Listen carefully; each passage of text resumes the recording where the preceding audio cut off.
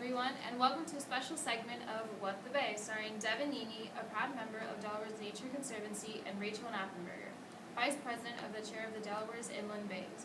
Today we will be discussing about the submerged aquatic vegetation in the Delaware. As we know it, the bay is bordered by both New Jersey and Delaware and is largely composed of many salt marshes and mudflats.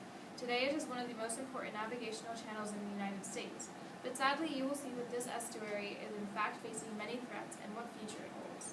As the longest undammed river in the eastern U.S., the Delaware River provides unparalleled access to the full-range habitats for nearly all migratory fish species in the Atlantic coast.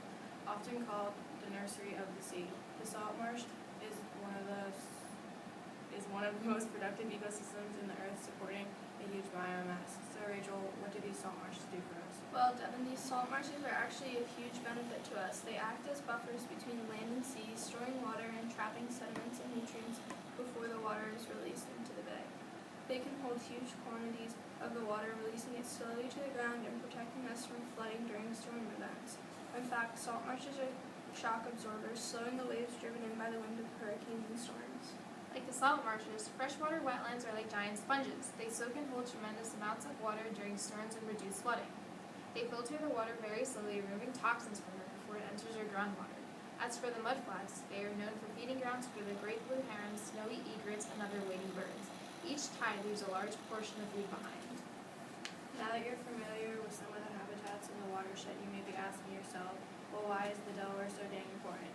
Little do you know, migratory fish such as the American shad and the American eel maintain their access to reproducing through the Delaware River watershed. In the Catskill Mountains, they downstream through the mainstream river in the tidal estuaries leading to the Atlantic Ocean. The high water quality and habitat conditions support an extraordinary abundance of freshwater mussels, creating positive feedback where the mussels maintain and improve water quality through their filter feeding activity. The combination of both anadromous and catadromous fish provides energy and nutrients from the sea to the rivers, and in turn provides pulses of biomass from the rivers back to the sea. These ecological processes also provide services to us, such as purifying the drinking water for millions in the region, generating fish populations for recreational and commercial fisheries, and reducing the risk of flood damage. So Ashely, could you tell us how this affects our economy? The Delaware estuary contributes over $10 billion in annual economic activity from recreation, hunting, fishing, forests, and even the water quality and parks as well. The Delaware estuary watershed contributes to $10 billion in annual market and non-market value. Although it has a positive effect in our economy, the Delaware is in fact facing many threats today. Sea level is the main threat facing the bay and surrounding communities. Sea level rise in the mid-Atlantic is a serious concern as there is an increase of rising seas coupled with the gradual sinking of the mid-Atlantic region. The overall threat to habitat and wildlife is habitat loss due to development, particularly on the Cape May Peninsula. Forests are being destroyed in areas of the Maurice and Tuckahoe, causing species that are dependent on them dying. So Rachel, I hear you guys are working on restoring these rich productive habitats. Could you explain to us your plan? We have partnered up with Ecosystem Solutions of Edgewater, Maryland, and they have planted up to 120,000 eelgrass seeds in the Rehoboth and Indian River bays.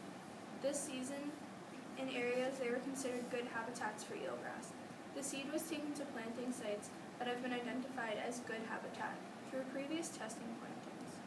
Before being dropped into the water by hand, the seeds were coated with clay particles to weigh them down so they would sink to the bottom and not float away. So far, this has showed a positive trend in water quality in the inland bays. Now, Devon, to conclude this segment, what will our future look like for the Delaware Bay?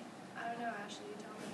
Well, the publicly owned land, particularly in the Maurice and Tuckahoe areas, will be absolutely essential as core habitat for rare wildlife populations in the future.